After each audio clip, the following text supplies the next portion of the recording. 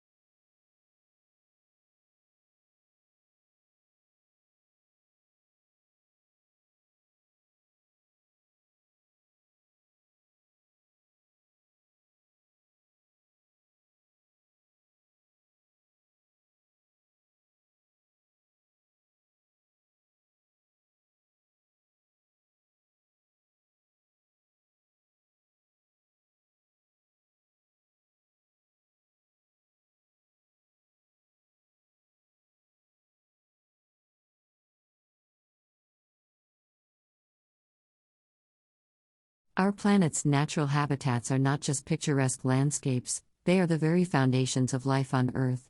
Preserving these ecosystems is not only a moral duty but also vital for our survival. One compelling argument for habitat conservation is its role in biodiversity.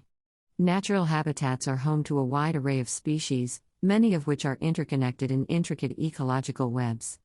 When these habitats are destroyed, entire ecosystems can collapse, leading to the extinction of species and loss of valuable genetic diversity.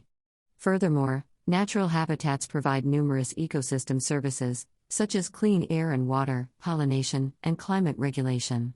Protecting these habitats safeguards these critical services, which are essential for human well-being and the health of the planet. As we navigate the challenges of the 21st century, it is imperative that we prioritize habitat conservation. By preserving these natural treasures, we not only protect biodiversity but also ensure a sustainable future for ourselves and generations to come.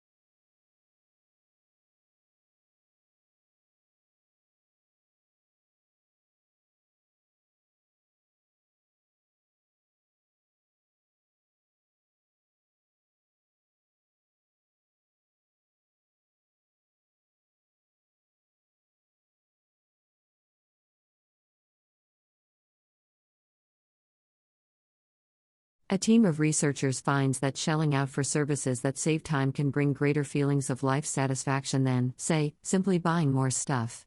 The results appear in the proceedings of the National Academy of Sciences. It's safe to say that most of us regularly feel crunched for time. So much so that we are experiencing what Ashley Willens of the Harvard Business School, the lead author of the study, describes as a time famine.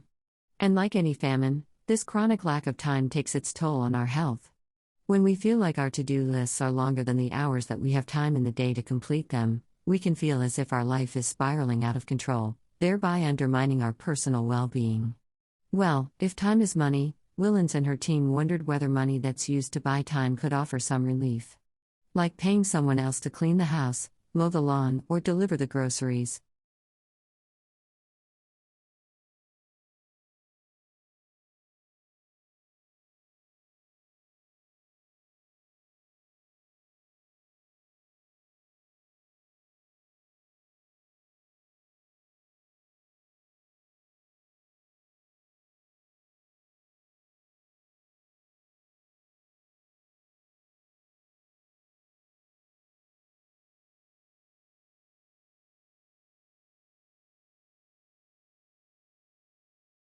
First it was pets, then fish. Now it's poultry and pigs. The list of animals allowed to feed on insects is growing. A new EU law authorizing the use of insect protein in poultry and pig feed came into force earlier this month, a significant milestone for an industry keen to worm its way into the animal feed business. Since a ban on processed animal protein was imposed in 2001 in the wake of the mad cow crisis, soy and fish meal have become the bedrock of animal feed in Europe.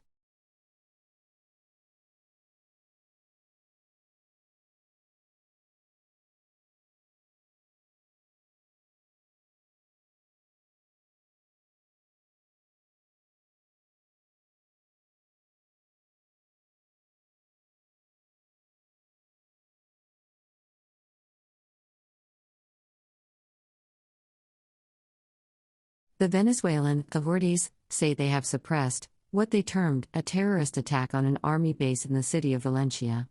Diosdado Cabello of the governing United Socialist Party said, loyal troops re-established security at the base. Officials said 7 people have been arrested and at least one of them died. Afghan officials say at least 50 people, including women and children, have been killed by militants in the northern province of Saripul.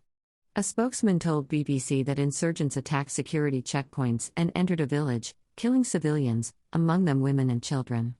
He said Taliban and Islamic State fighters were involved, but Taliban has denied killing civilians.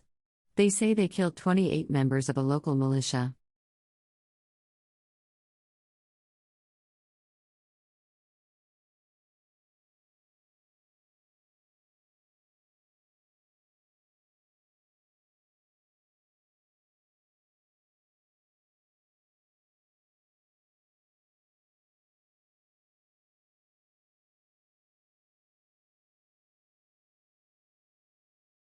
Executive Vice President of the U.S. government's Overseas Private Investment Corporation, OPIC, David Bohidjian and other U.S. government officials traveled to Armenia, Azerbaijan, and Georgia in August to promote U.S. investment in those countries. OPIC is the U.S. government's development finance institution. It mobilizes private capital to help address critical development challenges and in doing so, advances U.S. foreign policy and national security priorities. On August 14, the U.S. delegation met with Armenian Minister of Economic Development and Investments Artsvik Minasyan.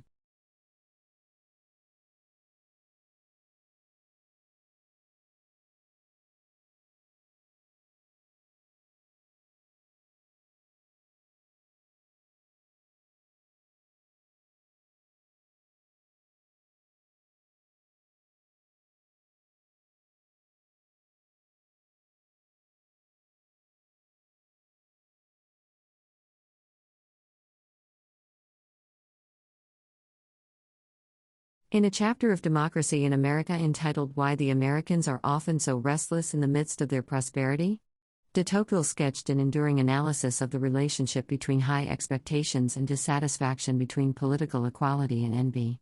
He wrote, when all the prerogatives of birth and fortune have been abolished, When every profession is open to everyone, an ambitious man may think it is easy to launch himself on a great career and feel that he has been called to no common destiny. But this is a delusion which experience quickly corrects. When inequality is the general rule in society, the greatest inequalities attract no attention.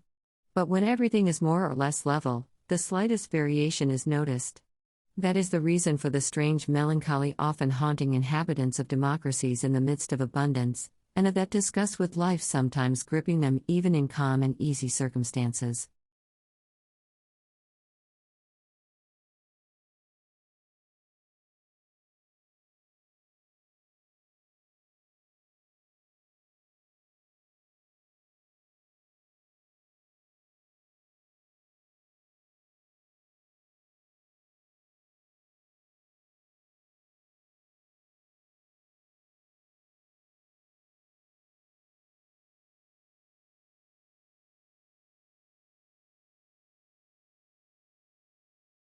Have you ever wondered what it would be like to have two suns in our sky? Seeing two suns during a sunset would be a spectacular sight indeed. And actually, it isn't such a rare occurrence. It is currently estimated that a third of star systems have two or more stars. Which made me wonder, how much would a having second star impact us here on Earth? How hot would Earth get? What would the day and night cycle be like? Would it be possible for life as we know it to survive in a multi-star system? Well, it depends.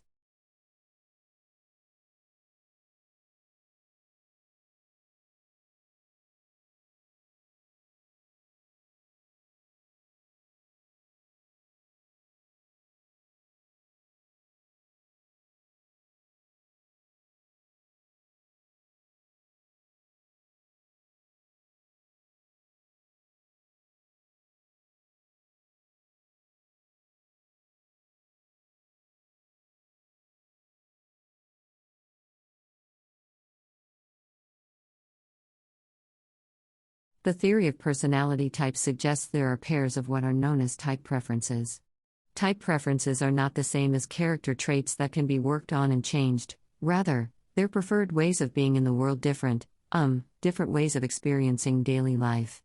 One well-known pair of type preferences is extroversion-introversion. Some people are extroverts and some are introvert. Extroverted people are by nature continuously aware of events outside of themselves. Extroverts turn outward to the world around them to pick up ideas, values, and interests. Extrovert therefore usually have a variety of interests and sort of take an active approach to life. Introversion is just the opposite. Introvert look inward for resources, introvert, so fewer interests. But on a much deeper level, they sort of take a reflective approach to life. What I mean is they involve themselves in inner events, ideas, and impressions. Introverted people usually prefer to learn in private.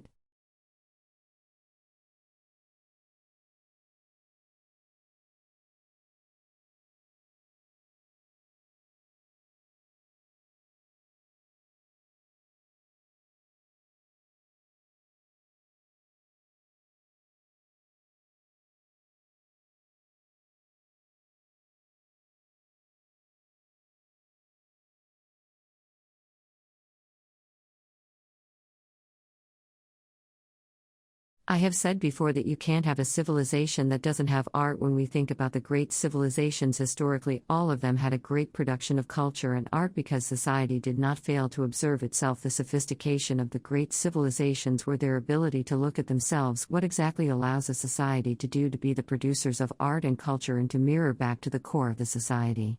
What is being produced at that moment? How do people think of themselves? And how are the individuals relating to the social structure at that time?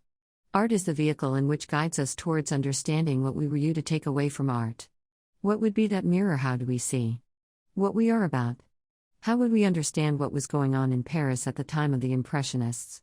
When people were learning to see in a completely different way before cinematography and a similar link that was invented, people looked at the world in a very different way, which was considered very radical at that time.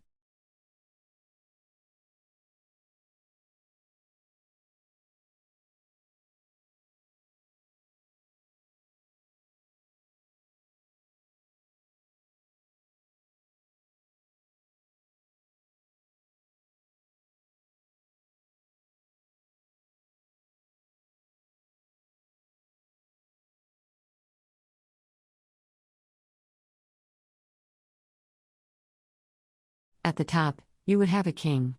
Now the king would rule over a kingdom. Now, this is not so easy to govern, especially during the Middle Ages. And the king might owe many people, things, especially people who helped the end. And so in exchange for that and to help govern, he might grant land or feasts to other people. And the key currency in the Middle Ages under the feudal system, island. And land in exchange for loyalty and service. So this whole thing is a kingdom. Now right over here, this is a duchy. And a duchy will be controlled by a duke. I guess I didn't call it duchy because that just doesn't sound as serious. So the king might grant a duchy to a duke, and in exchange, the duke would provide loyalty, pledge their fealty. If the kingdom is threatened, the duke will fight alongside.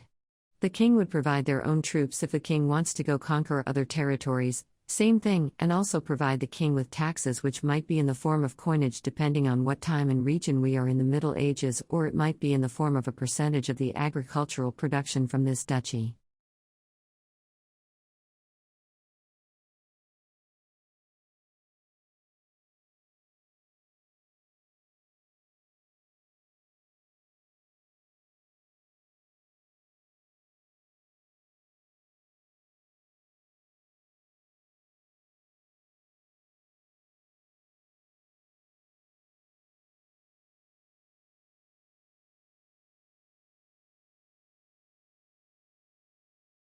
A burro is a small donkey. Donkeys are related to horses, both are part of the equine family. Another way people say it is burro. The name comes from Spanish and, before that, from a Latin term for small horse. Burros reach an average height of over a meter and can weigh more than 225 kilograms. The long-eared animals are often gray with white noses, jaws and undersides.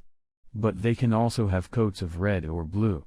Burros are known for their sure footing on mountains while carrying heavy loads.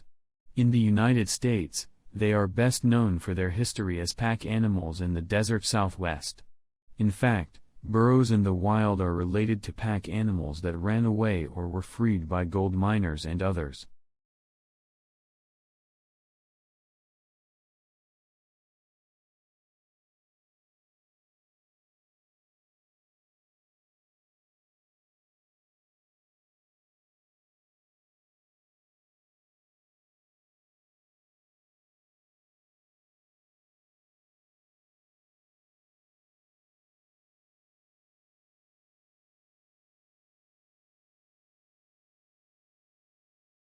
Some old system features have been integrated into the new one.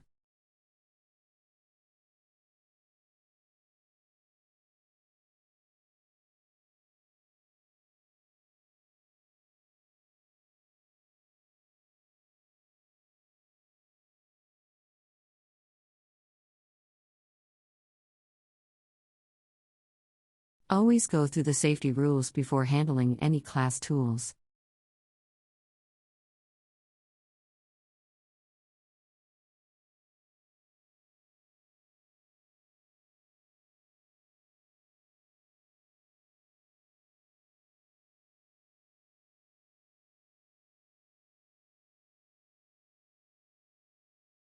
Eating regularly during the week has its health benefits.